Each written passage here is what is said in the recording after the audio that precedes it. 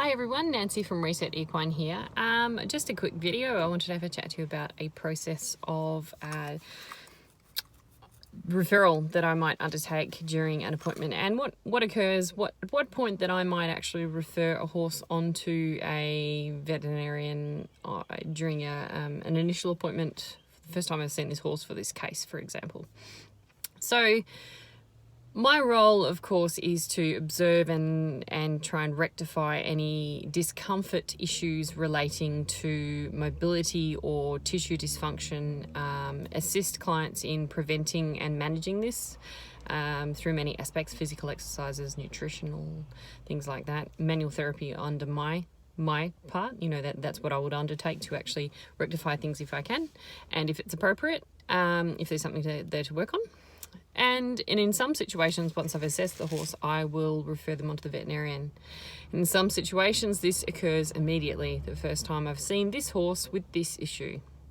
Now, I just want to put it out there as to what those situations might be, because it's really handy for people to understand that. It may not be hugely evident to the client why I'm doing this, but I'm always explaining it to them and always putting it in a report as well. And often I will also write a referral to the veterinarian. It's up to them whether or not they look at it or not, but it's handy for clients to understand the reasoning why I'm sending them to the veterinarian. And then from that point onwards, it is the veterinarian's role to do what they do. They've got to diagnose themselves. They've got to see an issue first before they can treat it.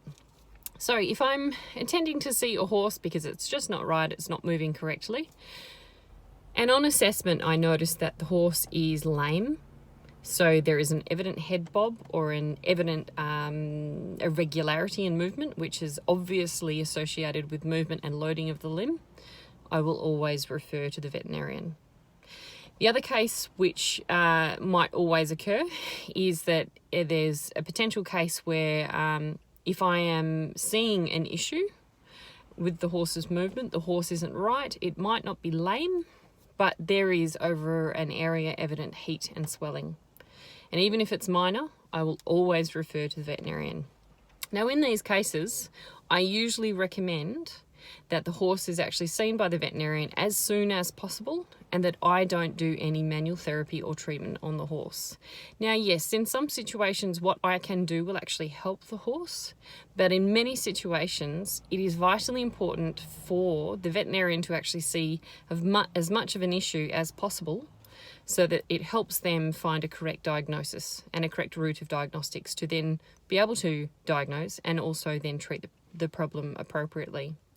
So even though it may seem disappointing that I attend and then I'm seeing the horse, and in many situations the clients don't have an issue with this at all, because I do explain it to them clearly that there's a problem, and then they do need to I need to do nothing because we don't want to help the problem, because we actually want it to be very easy to be seen and diagnosed. The reason behind this is pretty simple.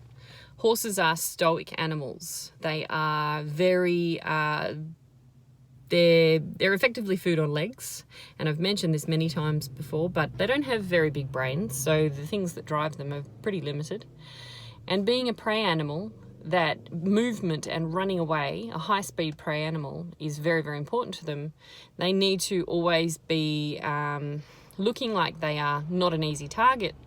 Now, I know that most of our horses that we see aren't effectively in a situation where they're going to be attacked by, brought down by a lion or a cougar or whatever. But this is still the hard wiring that they have. This is what they are. Sorry, just shifting it so your eyes don't get shined out by the setting sun.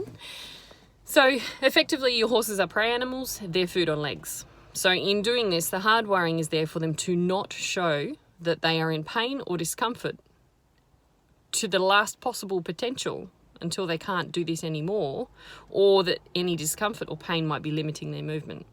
So if I can see it, and if the client can see it and the client can feel it, there is usually an issue there which is big enough to be affecting the horse and creating an issue basically that will be of a welfare issue or a potential injury or trauma that needs immediate diagnosis and also treatment. So that's it.